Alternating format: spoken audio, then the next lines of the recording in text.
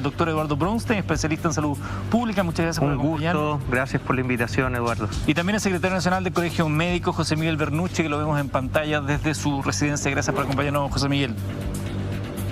Hola, hola, buenas noches. Quiero comenzar de inmediato con José Miguel, como voz del colegio médico. ¿Qué tan crítica es la situación? De pronto se ha hablado mucho de la transmisión, ¿no? de riesgo, de lo que estamos viviendo.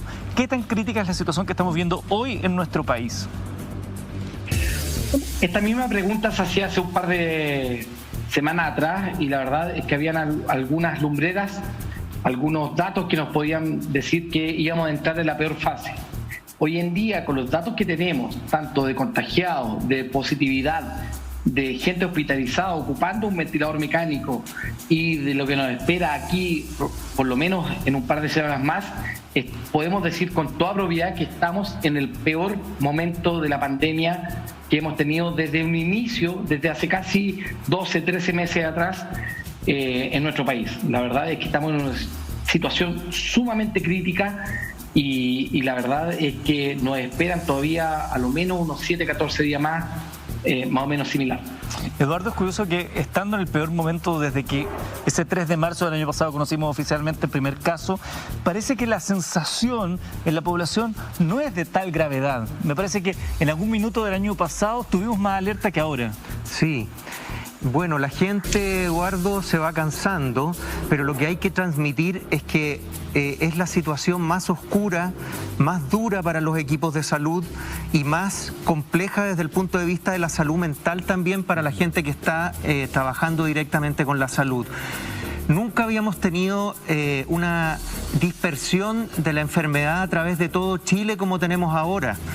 La ocupación UCI, entre 95 y 96%, son UCIs que en realidad están ocupadas, ya están podríamos decir, en muchos lugares colapsadas. Hay una complejidad que en la pregunta que tú haces que tiene que ver con la sensación de riesgo, la sensación de agobio, la sensación de cansancio que puede haber en las personas. Y en eso, uno de los puntales que ya ha estado en la palestra, ¿no es cierto?, esta última semana, ha sido el comunicar bien, el decir, ¿por qué este es el peor momento? ¿Por qué?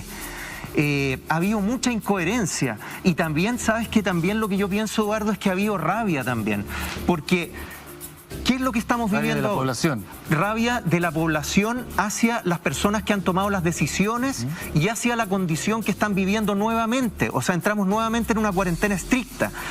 Y nosotros tenemos que entender lo que está pasando ahora como un resultado de un aumento de la movilidad que fue derivado de medidas que fueron sistémicas y poblacionales que llevaron a que esta movilidad aumentara. Y eso sumado también a las variantes de los virus. ¿Qué medida, doctor? Por ejemplo, ¿te acuerdas, Eduardo, y se acuerdan nuestros amigos y también aquí Bernucci, ¿no es cierto?, que antes de la Navidad, antes de lo que antes llamábamos Pascua, decíamos que podíamos tener una posibilidad con modelaciones matemáticas, que podíamos tener 9.000 casos diarios, 3.000 casos diarios, hasta 6.000 casos diarios. Pasó la Navidad, llegó el Año Nuevo, ¿y qué pasó? Dimos los permisos de vacaciones. Ahora hay muchos expertos que cuestionan que solamente el permiso de vacaciones haya generado esto, pero es obvio que si tú tienes una población que se está movilizando interregionalmente, eso aumenta el factor más importante para que aumente la contagiosidad, que es la movilidad. Eso por un lado. Y por otro lado, la disonancia y la incoherencia entre diferentes medidas que hacen que las personas digan lo que se ha hablado directamente. ¿Cómo es posible que en algún momento parecía una broma, sea más fácil ir a Los Ángeles, California, Estados Unidos, que a Los Ángeles, Chile? Porque había dificultad habían cordones sanitarios para que no nos movilizáramos dentro de Chile en algunos momentos, según las fases, pero los aeropuertos estaban abiertos. Entonces, los casinos estaban abiertos. Los malls nunca cerraron. Hay un tema importante con los malls también, porque los malls no forman parte, por ejemplo, de la exención sanitaria, esta norma que nos dice como exención sanitaria que incluye a los cafés, a los restaurantes, a los pubs, a los bares o a los locales comerciales. Ellos llegan como acuerdos directamente con el poder, con la gente que está en el gobierno. Entonces, esas disonancias generan una incoherencia en la persona y generan que no logremos traspasar que realmente estamos en un momento complejo. Y si a eso le sumamos que hay símbolos, los símbolos son muy importantes, y si vemos personeros de gobierno que están sin mascarilla o que no cumplen o que se sacan fotos en lugares donde no se tienen que sacar fotos, entonces sumado a eso, una mala comunicación de riesgo, más un principio de previsión, que es un principio ético en salud pública. Yo siempre, Eduardo, he tratado de decir a la gente que la epidemiología, los números, las curvas, los modelos son una parte de la salud social o de la salud poblacional. Lo otro tiene que ver con el criterio, con la ética, con la forma en que nos comunicamos con las personas que tienen territorio. Y eso todos sabemos que falló en un momento. Es una cuestión muy compleja de lograr entender y como señalar ciertamente que hay un responsable, ¿no? Esto se habla de la tormenta perfecta. Aprovecho de preguntarle a Bernucci, que está ahí con nosotros en el Zoom, doctor. En algún momento se ha instalado la discusión si las autoridades, y no quiero ser majadero con atacar al gobierno, pero las autoridades en general se pusieron en la disyuntiva de la economía o la salud de la gente. Se ha dicho eso. Esa es muy simplista, es muy maniqueísta establecer esa relación, o eso efectivamente es lo que ustedes, por lo menos como colegio médico, han logrado determinar. Yo creo que es una discusión simplista y porque si uno analiza los datos, la discusión global es mucho más compleja, porque si uno mira los datos que tenemos hoy en día, después de un año de pandemia, lo que vemos es que los países que han tenido más resguardos, este principio de protección que señalaba recién el doctor Broenstein, en general, desde el punto de vista de la pandemia y económico, les ha ido mejor referente a perder puntos del PIB respecto a países que, como nosotros, hemos tenido esta idea de, ¿no es cierto?, de aperturas precoces y de defender la economía, entre comillas. Entonces, la verdad es que esta discusión se empieza a ensuciar cuando uno analiza los datos, porque finalmente lo que hemos aprendido es que los países que han protegido más a su población finalmente han podido abrir antes y han podido generar normalidad mucho más, entre comillas, y valga la redundancia, normal para generar sus economías y para mantener sus economías durante el tiempo, que los países que finalmente apostaron por aperturas precoces y que finalmente hoy día se han visto con segunda y eventualmente incluso tercera ola, como lo que está pasando, por ejemplo, en Francia. Entonces, finalmente, esta dicotomía, esta falsa dicotomía que se genera entre que si yo protejo a la población voy a afectar la economía, lo que vemos un año después es que es totalmente inaplicable en lo que vemos en la evidencia. Ya tenemos datos y ya teníamos datos desde la pandemia de entre 25 y 30 de la influenza española, que en general los países que tomaron mayor cantidad de resguardos pudieron abrir precozmente su economía.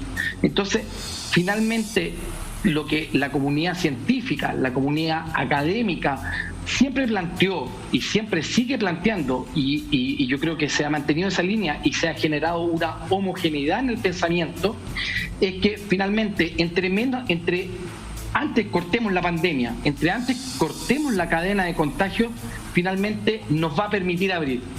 Y solamente quiero agregar algo aquí. Siempre hemos escuchado hablar de los protocolos para abrir el mall, los protocolos para abrir los estadios, los protocolos para, abrir los gimnasios, los bares. Esos protocolos dependen un 100% de la realidad epidemiológica.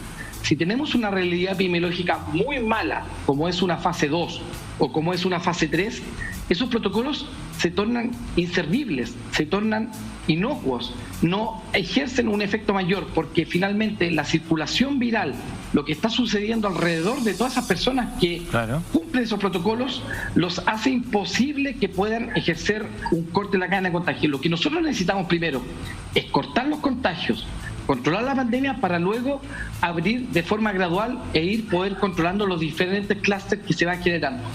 Eso es lo que la comunidad científica, este pensamiento homogéneo que se ha ido generando con el tiempo, ha tratado de transmitir, pero que lamentablemente no ha permeado en las personas que toman las decisiones referentes al manejo de la pandemia y que, como he señalado como colegio, debo decirlo en este momento, no sabemos a ciencia cierta quiénes son. Sí, yo creo que es correcto lo que dice Bernucci, pero yo creo que hay que analizar esta dicotomía entre la salud y la medicina desde dos puntos de vista. La salud y la economía. El de la salud y la economía desde dos puntos de vista. Uno es lo que dice nuestro secretario acá, que es que si nosotros manejamos bien la pandemia, vamos a tener más rápido una recuperación económica. Y si nosotros manejamos mal la pandemia y damos más énfasis a medidas que no van en ese sentido, nos vamos a demorar más en recuperar la economía. Pero hay otro punto, Eduardo, que a mí me gustaría hacer. Lo que pasa es que todos los que nos ha tocado alguna vez pasar por el Ministerio de Salud, tener reuniones interministeriales, nos damos cuenta que no pesa lo mismo la voz de salud históricamente durante estos 30 o 40 años que distintas voces de otros ministerios, digamos, economía, defensa, etcétera. Es algo que ha sido histórico, ¿ya? Entonces, por ejemplo, por darte yo un ejemplo, los tratados de libre comercio que se hicieron durante los años 2000 junto a Lagos, cuando ministro era Izaguirre, si uno analiza los textos de las discusiones parlamentarias, habían algunos argumentos en que esos tratados de salud traían perjuicio, tratados de libre comercio traían perjuicio a la salud. Sin embargo, era muy complejo hacer ver en ese momento que la salud era primaria, o sea, era importante. Era fundamental. Importante. Lo que quiero transmitir acá es que si bien uno puede aparecer crítico con el ministro o las medidas que se han tomado, yo lo veo desde otro punto de vista. Cada vez que nosotros le decimos al ministro o a las autoridades que están actuando en contra de lo que dice la academia, que están tomando medidas que no son las suficientes, que están tomando medidas que son incoherentes, lo que nosotros estamos haciendo es dándole espaldas a salud en el gobierno, claro, frente a los otros poderes donde se discuten interministerialmente estas decisiones. Entonces, la dificultad que existe en la reflexión entre los salubristas o la salud y los economistas es real. Es real, es una lucha de poder, doctor, en el fondo. Ahí solo poner un punto, que hoy el ministro de Salud hacía un llamado a los medios de comunicación también a ser propositivos, claro, a unir. Y es verdad, todos que seamos unidos, pero también no puede pedir que seamos los medios de comunicación también ciegos y no se pueda hacer una voz crítica de lo que ha ocurrido. Los resultados no son precisamente alentadores como para estar aplaudiendo todas las situaciones que están ocurriendo. No se trata de un encono, ministro, contra usted ni contra la administración, pero por favor, el rol de ejercer un comentario crítico respecto a lo que está ocurriendo, si no lo hacemos los medios de comunicación, que nos vamos a quedar con lo que está ocurriendo en las calles. José Miguel, la presidenta del Colegio Médico, Isquia Siches, dijo a fines de marzo: nos enfrentamos a una catástrofe sanitaria. Se habla que las próximas 2 semanas podrían ser incluso peores de lo que estamos viendo hoy. ¿Por qué? ¿Por qué se puede establecer ese juicio respecto a lo que va a ocurrir de aquí a 2 semanas más? Mira, principalmente porque los datos tienen un correlato con lo que está sucediendo en la realidad. Yo trabajo en una unidad de paciente crítico, yo trabajo en una unidad hospitalizada en la posta central, y en realidad lo que estamos viendo es más o menos lo que se esperaba que sucediera, lamentablemente. Y esto principalmente porque hoy en día casi la totalidad de las unidades de paciente crítico, digamos, los espacios donde trabajan los intensivistas o los que se dedican a medicina intensiva, los equipos de salud que atienden pacientes con cuidados críticos, están prácticamente llenos. Cuando el ministerio, y esto hay que ser sumamente transparente, y esto no se trata de hacer una crítica velada ni mucho menos, cuando se dice que tenemos 100, 150 o 200 camas disponibles para hospitalizar gente, son camas que se ubican fuera de las unidades de paciente crítico y que la atiende personal que no es idóneo para él. Esas personas, ese personal no idóneo está haciendo lo que puede con lo que tiene, pero tal como lo señaló el doctor Regueira ayer en Mesa Central, porque esto es una información pública, tal como lo ha señalado el presidente de la Sociedad de Medicina Intensiva, el doctor Acuña, atender esas personas fuera de una unidad de paciente crítico aumenta la morbilidad, o sea, aumenta las complicaciones asociadas al tratamiento y aumenta la mortalidad de esas personas si es que estuvieran tratadas dentro de una unidad de pacientes críticos. Entonces, hoy día tenemos que ser sumamente transparentes con la población, tal como fue lo que señaló el doctor Glenn Hernández, quien tuve la suerte de tenerlo profesor, y en ese momento él nos señaló todo lo que estaba viviendo el personal. Y lo que está viviendo el personal finalmente es lo que se está transmitiendo hacia la población referente a que prácticamente no tenemos dónde hospitalizar más pacientes. Recién nos informaban hace poco, un momento atrás, que el hospital del Maipú tenía prácticamente 80 pacientes hospitalizados en el servicio de urgencia, 10 pacientes ventilados, a la espera de que se pudiera generar un espacio en alguna unidad de paciente crítico, porque un paciente mejoró o porque un paciente falleció, para poder ser derivado y recibir el tratamiento que requiere y que necesita y que merece. O sea, ese es el nivel de que hoy día estamos viviendo. Así como la Sociedad Chilena de Medicina Intensiva lo ha señalado, así como el doctor Glenn Hernández lo señaló en sus entrevistas que dio a The Clinic y que dio ayer en Canal 13, en realidad esa es la realidad de que estamos viviendo en los servicios de urgencia hoy en día. Esto es idéntico a las semanas más críticas de lo que vemos en la campaña de invierno, claro, pero extendido en el tiempo y repetido 2 veces durante un mismo año. Entonces, la verdad es que los equipos de salud, y aquí yo quiero hacer un reconocimiento y un tremendo saludo y abrazo a los médicos y a todo el equipo de salud, que han tenido que duplicar, triplicar e incluso cuadriplicar turnos para poder dar los espacios a las camas nuevas. Todos los ventiladores nuevos que se compraron, que fue un tremendo, y eso hay que reconocerlo, fue un tremendo aporte de la autoridad durante la primera ola, no se generaron en base a recursos humanos nuevos, se generó en base al esfuerzo de personas que hoy en día están con licencia médica, que hoy en día están con burnout, que hoy en día están con síntomas depresivos, que hoy en día están con síntomas ansiosos, que hoy en día están con problemas familiares. Entonces, hoy en día nuestra principal limitante no son los ventiladores, tal como lo fue en la primera ola o en el primer pic. Hoy en día nuestra principal limitante son los recursos humanos, porque estamos totalmente reventados para seguir atendiendo. Permítame un segundo, doctor Bernucci. Claro, ese recurso humano no se compra, no se manda a comprar a China, no hay aviones que los puedan traer. Mientras vamos a seguir ahondando en aquello, porque nuestro hashtag está llegando mucha pregunta respecto a esto que estamos conversando con nuestros especialistas. Hay en paralelo una polémica también que se instaló a propósito de la forma en la cual el ministro de Salud respondió a un reportaje escrito por los periodistas Pascal Benefoix y Ernesto Londoño en el prestigioso diario norteamericano The New York Times el 30 de marzo, en que señaló que en Chile, al flexibilizar las restricciones de viaje y la actividad económica, se creó la falsa sensación de seguridad, y esto sería parte del por qué está pasando lo que está pasando. El artículo fue de inmediato cuestionado por el ministro de Salud, quien llegó a decir que esa noticia no es verdad. Le siguieron otras publicaciones, como una columna en el Washington Post, que no es precisamente un aliado del New York Times, ¿no?, donde se destacó que el exitismo del gobierno chileno eclipsa una campaña de vacunación que pudo ser ejemplar. Está con nosotros en este instante Pascal Benefoix, periodista del New York Times. Pascal, gusto saludarte. Hola, buenas noches, Eduardo. Esta entrevista, Pascal, muchas gracias por estar con nosotros. ¿Cómo fue hecho este reportaje en el que ustedes constataron que, entre otras cosas, no hubo control y trazabilidad efectiva de las personas que llegaron al país diseminando el virus al tener abiertas las fronteras desde noviembre del año pasado?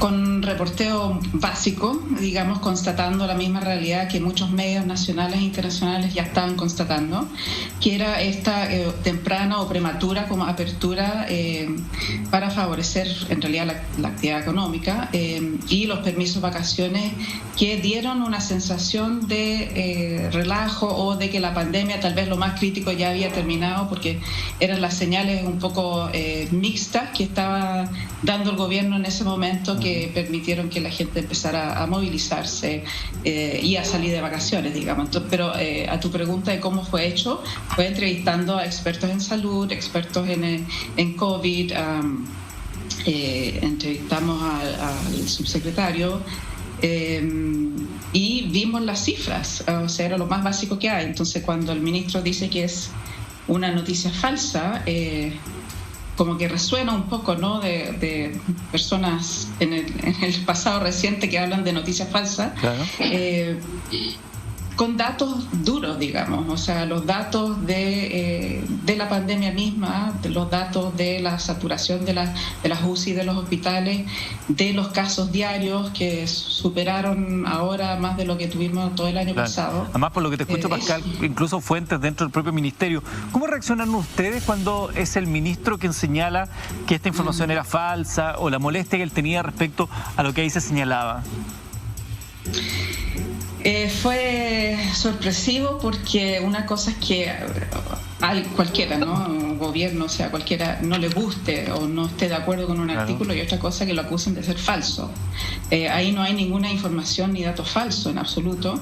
Tampoco estábamos descubriendo la pólvora, era como la misma realidad que todos conocemos, solamente que hicimos una suerte como de resumen de lo que había pasado los últimos 6 meses, acoplado al tema de la exitosa vacunación. Entonces, yo creo que la reacción, o sea, fue una sobrereacción, tal vez porque estaba un poco ofuscado el ministro, me imagino. Y lo que sí nos llamó bastante la atención era esta idea de que 2 diarios, que en realidad son competencia directa, se hayan coludido o se hayan puesto de acuerdo para en un mismo día publicar algo similar. Que no lo fue, además, porque uno un artículo de prensa y otro era una columna de opinión en el Washington Post, que es obviamente opinión. Y no tenemos idea de lo que están haciendo los otros diarios, claro, en términos de su cobertura. ¿Por qué crees, Pascal, estamos conversando con Pascal Benefua, periodista del New York Times, ¿por qué crees tú que la reacción del ministro fue así de explosiva, de iracunda y acusando incluso esta confabulación de parte de 2 medios que, como tú lo acabas de repetir, son competencia en contra de su administración?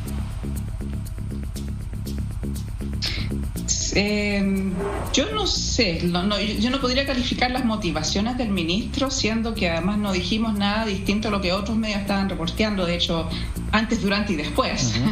Pero yo creo que deben estar muy cansados en el gobierno, se han hecho como grandes esfuerzos y tal vez todas estas cifras negativas en cuanto al contagio y otros factores que ni siquiera abordamos muy en profundidad, como trazabilidad, la misma permisidad en los permisos de desplazamiento, la poca fiscalización muchas veces o control en eso. Opaca esta exitosa campaña de vacunación que yo creo que todo gobierno quisiera resaltar, porque en realidad ha sido como un éxito internacional. Entonces yo solamente lo puedo atribuir tal vez a cansancio, que esté ofuscado porque no se le reconoce lo bueno que ha hecho, porque además ha sido un proceso difícil en Chile y en todas partes del mundo, o sea, todo el mundo, todos los gobiernos están aprendiendo sobre la marcha, entonces, y hay un gran potencial de cometer errores. Ahora la diferencia es que Chile, como venía atrás de Europa y Estados Unidos, podría visualizar lo que sucedió en otros países antes, y aún así se abrió rápidamente la sociedad, la economía, digamos, y los permisos de vacaciones, que tal vez fueron bastante incidentes en la cifra que tenemos hoy. El New York Times hizo luego una declaración donde respaldamos nuestra cobertura sobre el despliegue de la vacunación en Chile y el estado de la pandemia en el país. The New York Times trabaja para reportar la verdad e interrogar al poder, y lo seguiremos haciendo. Es la versión que entregaron ellos a propósito de esta nota, porque luego de la publicación de ustedes se sumaron otros medios extranjeros.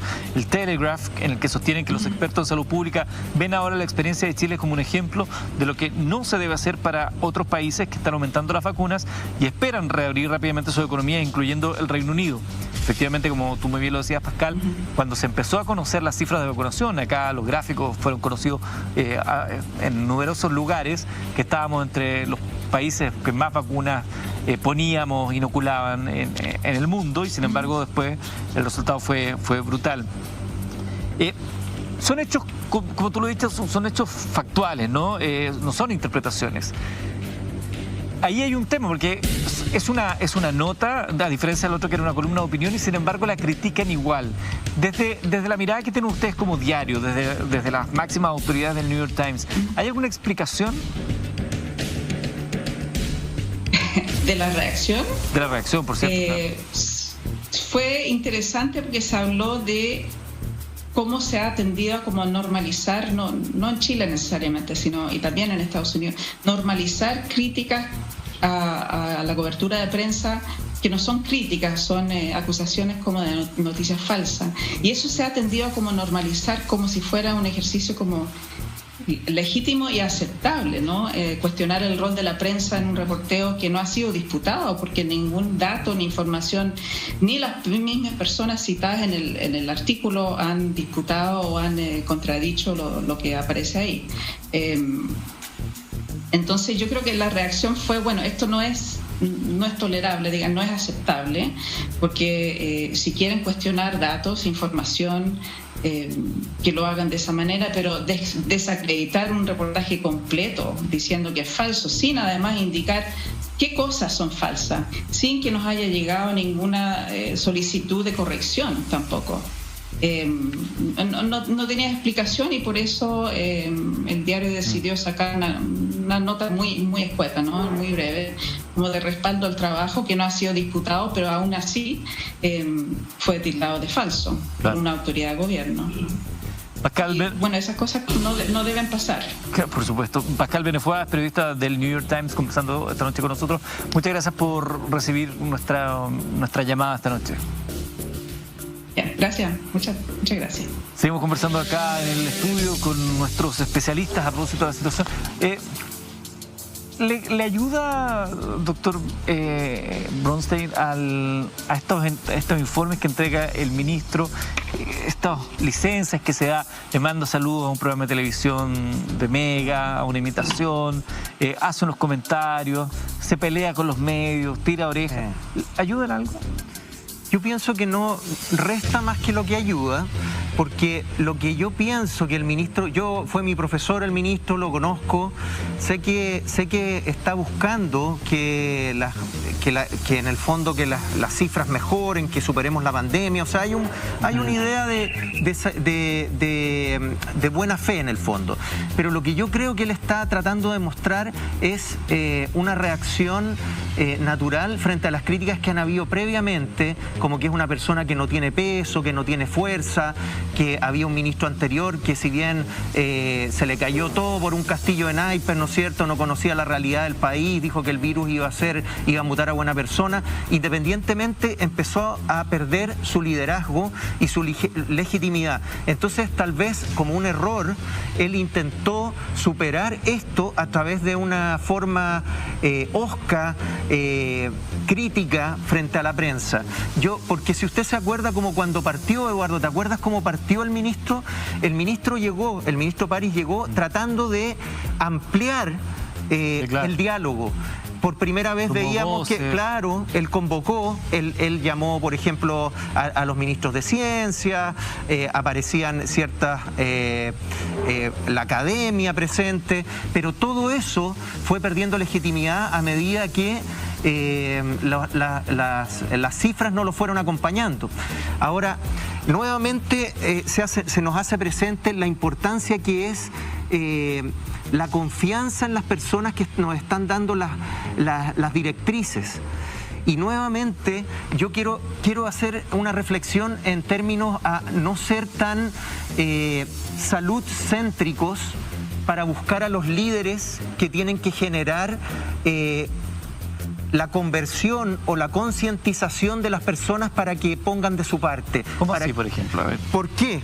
Porque lo que yo veo es que nosotros desde el principio hemos tendido como a idealizar la imagen de los médicos, el sufrimiento de los médicos, y eso está muy bien en un principio y como una estrategia, pero las personas que no están cumpliendo o que no creen en la pandemia o que no se identifican con la autoridad, tenemos que buscar otro tipo de formas para llegar a ellos. ¿Cómo qué, por ejemplo?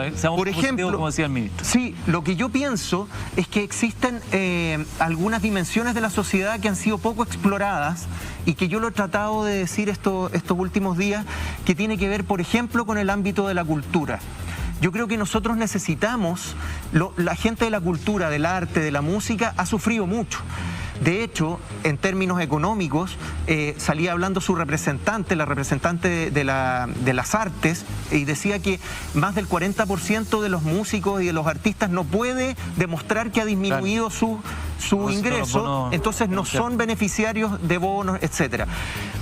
Yo creo que una de las salidas es, por un lado, esa alma que tenemos en Chile, el alma que es el arte, la música, llamarlos como una primera línea, donde podemos encontrar esos nichos donde no ha llegado, donde no hemos podido llegar. ¿Tiene el mensaje? Para donde, sí. Y lo otro... El ministro en un minuto, se acordará usted, doctor, sí, cuando a la cantante Cami la sorprendieron en una fiesta, sí, le dijo, ojalá que esa energía la dedicara también y nos ayudara para poder, claro, transmitir el mensaje. Yo me lo imaginaba como tal vez como un movimiento, como un llamado, como algo que tal vez no tenga que hacer el ministro mismo, sino que haga un llamado también abierto a las asociaciones musicales. Ya, eso es una cosa. Y lo otro, que yo creo que se necesita más comprender a los grupos, sociológicamente hablando, cuáles son los grupos que no están colaborando.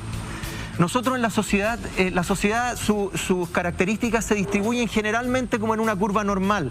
La mayoría de las personas está cumpliendo. Si uno sale a la calle, uno sale al metro, el 90% de las personas está utilizando mascarilla, hay distancia social, los que están saliendo a veces sin cumplir las normas muchas veces están obligados porque tienen que trabajar, pero hay en los extremos, hay personas o que no creen en la pandemia, ¿no es cierto? O personas que realmente son, que no ven la televisión, que no tienen... Están desinformados. Claro, entonces lo que se necesita es ponerse en el lugar de ellos. Y yo también llamaría, por ejemplo, Eduardo, yo a esos grupos les pediría perdón. Yo, por ejemplo, a los grupos que tienen formas diferentes de ver la pandemia, yo, sinceramente, hemos estado un año diciéndoles que se pongan mascarilla, entrando en sus casas, siendo autoritarios, a veces siendo injustos, no creyendo en las cosas que ellos piensan, aunque sean, de mi punto de vista, más delirantes.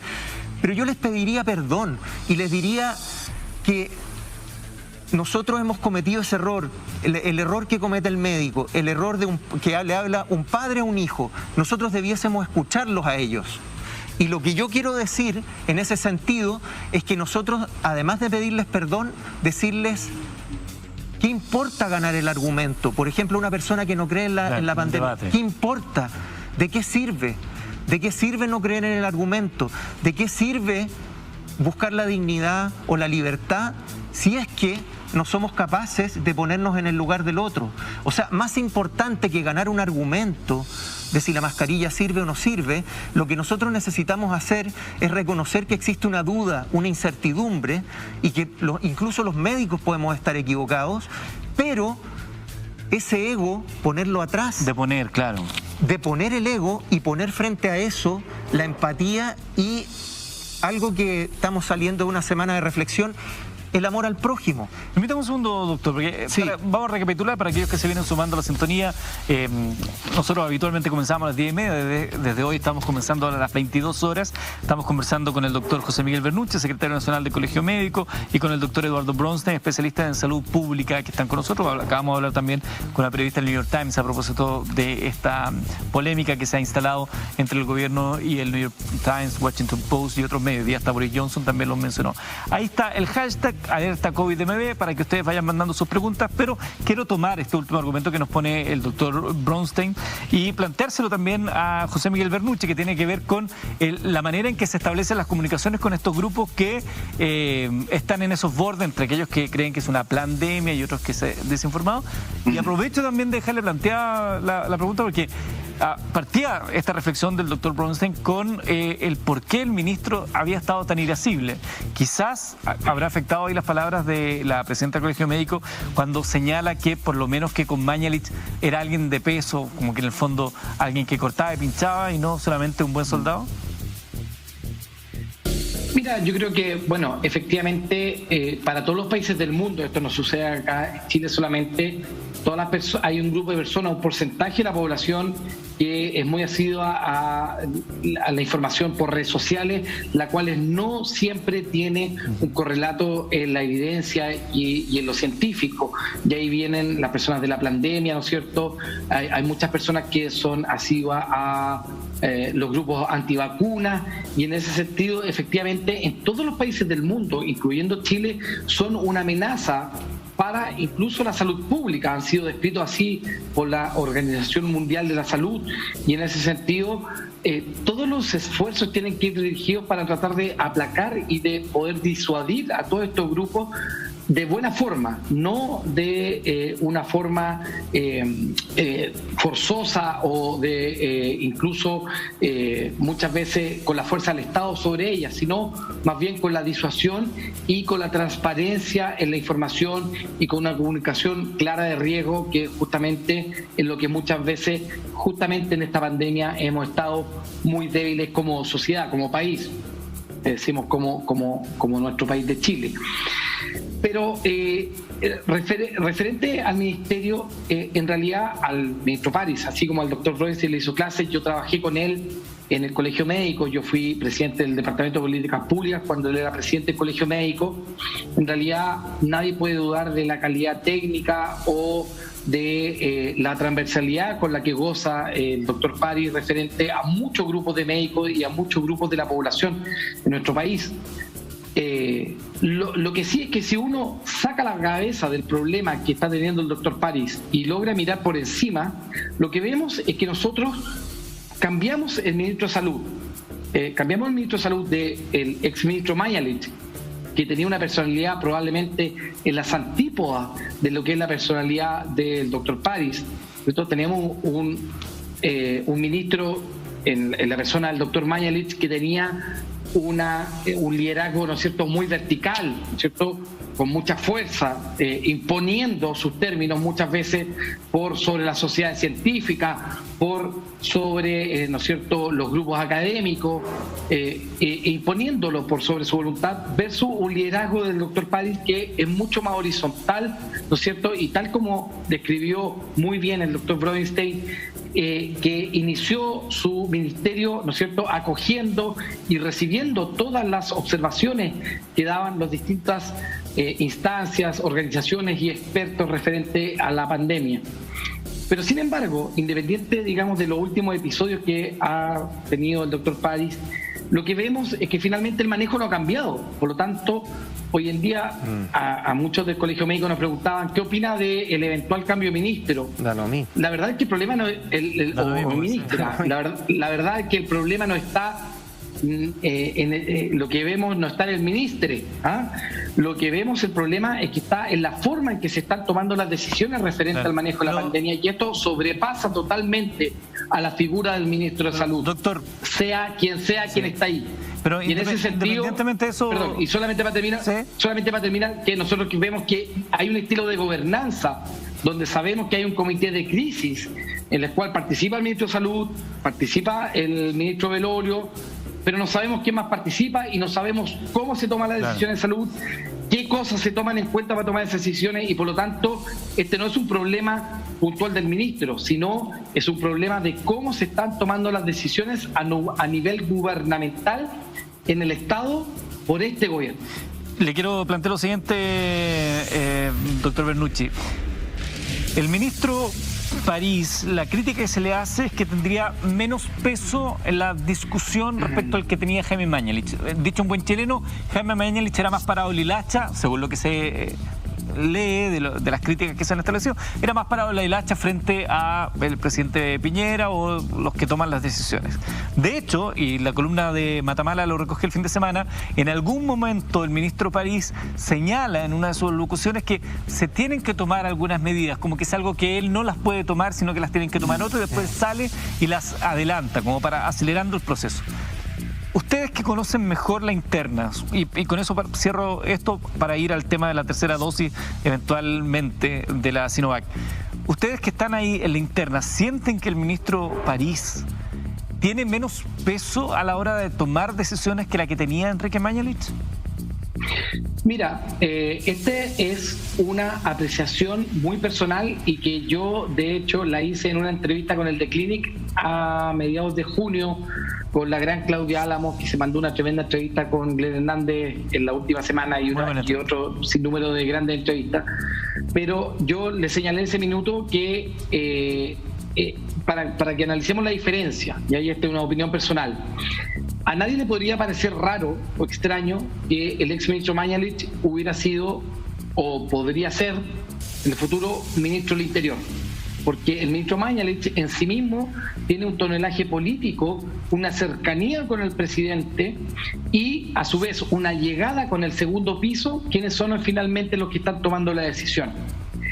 El ministro París, no por menos pergaminos, no por menos expertise, sino por una falta de cercanía con el presidente y de un tonelaje político, que esto no es una crítica, digamos, con alevosía, sino en el fondo es una observación solamente de las causas de los hechos que hemos analizado. Él no tiene la llegada ni la inserción dentro del segundo piso que tenía el exministro Mañalich. En el sentido, más que el ministro Mañalich fuera un parador y lacha, el ministro Mañalich pertenece y está en la tónica de las decisiones del segundo piso que se siguen tomando hasta el día de hoy. El ministro París hace su participación es a partir de ser un ministro sectorial de salud, en los cuales él hace las observaciones de salud y en las cuales se les entrega las indicaciones para que se tomen las decisiones. Y es por eso que nosotros como colegio hemos señalado que la gobernanza, que cómo se toman las decisiones, quién toma las decisiones, qué observaciones se toman para las decisiones es tan importante. Correcto. Eso es lo central dentro de los problemas que hemos tenido del manejo de la pandemia. Y digamos, y para hacer el enganche con lo que señalaba el profesor Bronstein y con lo que señalaba, ¿cierto?, la corresponsal de New York Times, muchas de las decisiones de apertura económica tienen que ver más con decisiones de economía, que probablemente van mucho más en la línea del segundo piso, más que con decisiones sanitarias y que tienen que ver con la evidencia que nos pueden decir mejor o peor manejo en la pandemia.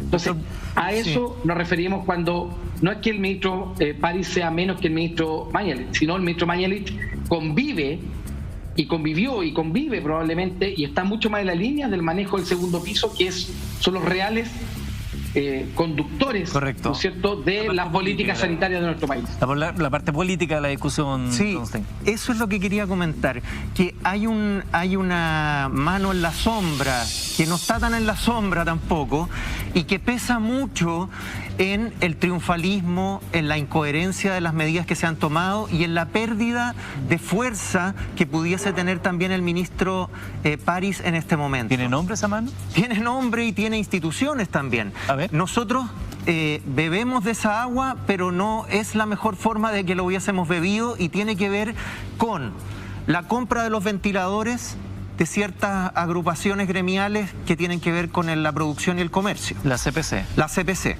Tiene que ver con, si bien la vacuna y la parte académica de la vacuna Sinovac fue desarrollada por la Universidad Católica junto con otras universidades, hay un gran aporte también ahí de esta mano invisible, ¿no es cierto?, que tiene que ver con la CPC y con quienes la guían en este momento. Y eso es un juego de poder. Para mí, gran parte del triunfalismo y de la incoherencia que ha habido en la expresión del riesgo que tiene la pandemia ha tenido que ver con decir: tenemos los ventiladores en el año 2020, estamos vacunando. ¿Por qué? Porque tenemos que mostrar los efectos que han tenido los aportes de ciertas personas. Me pierdo ahí un poquito, Eduardo Bronstein, porque escuchaba el otro día una entrevista al ministro Mañalich, justamente donde decía, bueno, en la primera parte de la pandemia apostamos por los ventiladores. Exacto. Y se hizo un trabajo mancomunado entre el Estado y también los actores de la economía, como son los empresarios. Y ahora dicen de nuevo, apostamos esta vez por las vacunas. Exacto. Pero en su argumento, doctor Bronstein, usted los menciona a ellos cuando habla de la mano oscura. ¿De qué manera esa mano oscura, que uno podría decir oye, es una mano blanca. Podrían no haberlo hecho y sin embargo lo hicieron, y gracias a esos ventiladores a lo mejor muchos se salvaron. Sí, pero es que es la misma disyuntiva que tenemos hace 30 o 40 años.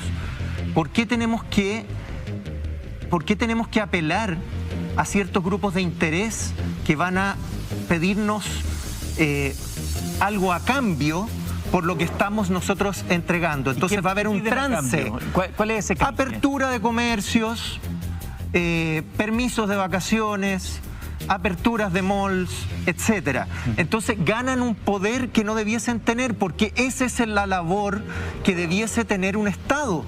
Un Estado debiese poder administrar y gestionar eso. Ahora, yo no es que sea un mal agradecido, pero quiero decir que si nosotros queremos tomar decisiones más libres y que propiciemos la economía, pero con una lógica de beneficio público general, debiésemos no integrar grupos gremiales de ese tipo que después nos pidan algo a cambio, ¿me entiende? Sí. Y yo creo que mucha de la comunicación está contaminada, porque ¿cómo son las exposiciones cuando nos dan los datos? Agradecimientos, autocomplacencia, somos los tantos del mundo. ¿Eso a quién le estamos hablando? ¿Le estamos hablando a la gente? ¿Le estamos hablando a las personas que nos auspiciaron, a nuestros auspiciadores? Entonces, yo creo que eso hay que minimizarlo y eso hay que visibilizarlo, y eso debilitó la posibilidad de controlar esta pandemia. Quiero darme una vuelta por redes sociales. Hashtag alerta COVID-19. Sí, Bernucci. No, solamente quería complementar que efectivamente cómo uno puede visibilizar lo que tú estás señalando.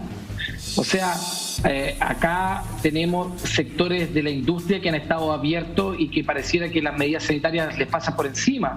O sea, tenemos construcciones de autopistas que se van a inaugurar en 3 años más, y que sin embargo las cuarentenas a ellos no los afectan. ¿Por qué?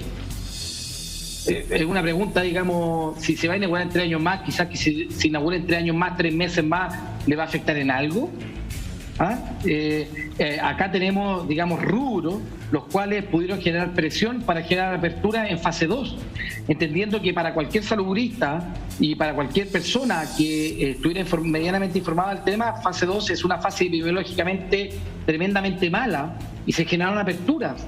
Entonces, acá efectivamente hubo un aporte valiosísimo. Todo, ¿no es cierto?, para todos los concertacionistas, el aporte público-privado, ¿no es cierto?, pareciera que le salen corazones de adentro, pero ese aporte finalmente tiene un cobro, y ese cobro fue generalmente las aperturas que se generaron, que esto quiero dejarlo aquí sumamente claro, iban en contra de toda recomendación científica, académica, gremial y universitaria. O sea, no había aquí ningún científico que pudiera apelar de que estas aperturas generaran protección sobre la población. ¿Ya? Eso hay que ser sumamente claro. Y no tienen que haber doble discurso referente a eso. Perdón, aquí, ahí tengo un punto, antes de ir con redes sociales que en algún minuto yo escuché a gente del mundo de la ciencia que dijo que la idea de dar permisos de vacaciones era una buena idea. Sí, perdón, pero efectivamente, solamente quiero complementar ahí. Era una buena idea en comunas que tuvieran en fase 3 a 4 hacia arriba. ¿Por qué? Porque la circulación viral de comunas de fase 3 a 4 hacia arriba en general era muy controlada. Y lo segundo es que el permiso de vacaciones se le exigía que tuviera, entre comillas, una compensación epidemiológica. O sea, para nadie era un misterio de ningún gobierno, digamos, ni siquiera de este, quiero extrapolar, digamos, a la responsabilidad, pero para ningún misterio es que en promedio a la quinta región llegan entre 700.000 a 1,5 millones de veraneantes al mes durante la época estival. Si tú tienes un aumento que prácticamente va entre el 75 al 120% de la población que tiene esa región, tú tienes que doblar o triplicar el esfuerzo en búsqueda activa de casos, en trazabilidad y, por supuesto, en asistencia médica para esos pacientes. Correcto. ¿Qué pasó? el alcalde del Quisco denunciaba a la semana de vacaciones que le habían bajado los test PCR. El alcalde de al lado del Quisco, disculpe, se me olvidó, había denunciado de Algarrobo que le habían bajado los recursos para la municipalidad para hacer búsqueda activa. Entonces, la verdad es que aquí lo que se hizo fueron planes que respondieron más a una lógica económica, pero no a una lógica sanitaria. Sí, entiendo. Y es más, y tampoco hubo esa compensación que se esperaba en base, porque efectivamente toda la gente de salud mental en la Católica, y hay muchas personas que trabajan en salud mental, hay un par de amigos en redes sociales que nos decían que estaban totalmente de acuerdo con el permiso de vacaciones, pero ese permiso de vacaciones necesitaba una lógica sanitaria, necesitaba una compensación que pudiera evitar lo que estamos viviendo ahora. Oiga, doctor Bernucci, lo van a molestar que le falta Litoral Central ahí por este olvido, ¿eh? Así como te falta acá. No, que yo soy de Chillán. Yo soy de Chillán. El Canelo, el Canelillo. Cosque cura Nipe de Chato. Ah, Cosque cura. Vamos a dar una vuelta por redes sociales a ver qué están preguntando. Alerta COVID-MB en nuestro hashtag. Gonzalo Castillo pregunta, así como va la ola de contagio, ¿cuánto tiempo puede demorar tomar el control de la pandemia en un corto plazo, doctor Bronstein? Si tomamos las medidas epidemiológicas correctas que nos faltan, que son por lo menos 2. Ayuda transversal económica para las personas para que puedan hacer una cuarentena correcta, ya sea bono sin letra chica y, perdonándome acá, pero yo pienso que la forma transversal, aunque no es la mejor medida, 10% también pudiese ser una muy buena opción. Eso por un lado, más control de la autoridad, y sumado a lo tercero, que es comunicación de riesgo, ceteris paribus, como dicen los economistas, manteniendo todo constante. Esperamos que a medida que avance la vacunación, unas 4 a 6 semanas pudiese ser... 4 a 6 semanas. Sí. Mes y medio por lo menos. Doctor Bernucci, acá preguntan, no hay camas en Hospital de Linares, pacientes esperan cupo en pasillo de urgencia y SAR. FEMPRUS hace un desesperado llamado a transparentar la realidad de la red salud. Muchos han hablado del dilema de la última cama. Aquí estamos viendo que en Linares la situación es caótica o crítica. De hecho, preguntan si usted tiene más antecedentes y si esta información es real. La información que tenemos, que es información no oficial, efectivamente sería real. Hay regiones donde la situación está muy, muy complicada. Yo solamente quiero poner para el contexto, digamos, de esta conversación. En el primer pic, nosotros en Santiago llegamos a tener más de 500 hospitalizados en consultorios, ¿ya? Los consultorios, por definición, y aquí el profesor Bloistein lo sabe mejor que yo, son los encargados de la atención ambulatoria. Nosotros llegamos a tener más de 500 personas hospitalizadas en consultorios que estuvieron 2, 3, 4 días en observación, porque efectivamente no habían camas en los hospitales públicos para generar esas hospitalizaciones donde corresponde. Hoy en día la situación más crítica la estamos viendo en las camas que son de paciente intensivo, y efectivamente cuando nosotros tenemos lleno las camas intensivas hay que entender que los pacientes se nos empiezan a acumular en las urgencias de los hospitales, en las urgencias de los SAPU y en las urgencias de los SARS, tal como señala el caso de Linares. Entonces, yo había recibido efectivamente la misma información. Tenemos información donde hay otras regiones como Iquique, por ejemplo, donde la ocupación es prácticamente del 100%. Tenemos hospitales acá en Santiago donde la UPC ya está llena y se está hospitalizando pacientes en los pabellones, en recuperación, y por lo tanto, en realidad, la capacidad de paciente crítico no es que esté a un 96%, sino está a un 400%, porque ya sobrepasamos la capacidad habitual que tenemos. Además, recordemos que no solamente COVID, ¿no? Si tiene un accidente, cualquier cosa, o cualquier otra patología que implique gravedad, te instalas en un escenario tremendamente adverso. Eduardo, y para complementar lo que decía aquí el profesor Bernucci, el índice de positividad en el Maule, en Linares, es el más alto de Chile, tiene 20% de índice de positividad positivo para PCR. 20%. Entonces, Entonces eso te da un indicador también de cómo está el impacto. Otra pregunta, alerta COVID-MB, y que es algo que anda dando vuelta en las últimas horas. Dice así, veámosla por favor, señor director. La decadente con brillo, qué buen nombre, la decadente con brillo, dice, y hay de cierto que están evaluando una tercera dosis de vacuna COVID en Chile, para que le pregunten a los facultativos del panel, se plantea ahí nuestra televidente. De hecho, hoy día la tercera es una alternativa siempre. ¿Esto quién lo dijo? Rafael Arauz, asesor del Ministerio de Salud. Esto a propósito que, según dice, hay un estudio inicial publicado por un grupo de brasileros con gente de Estados Unidos y Reino Unido que muestra que los anticuerpos neutralizantes del SARS-CoV-2 son menores que lo que uno le gustaría ver. ¿Cómo funcionaría esa tercera dosis? ¿Es necesaria? ¿Será productiva? ¿Será útil? ¿O es un humo? Al regreso de la pausa, ¿se nos va el doctor Bernucci? Sí, doctor José Miguel Bernucci, gracias por acompañarnos esta noche. Que le vaya muy bien. Chao. Lo felicito por su rincón. Seguimos con Oye, perdón, ¿puedo decir algo? Perdón, sí, Eduardo. Sí. Dime.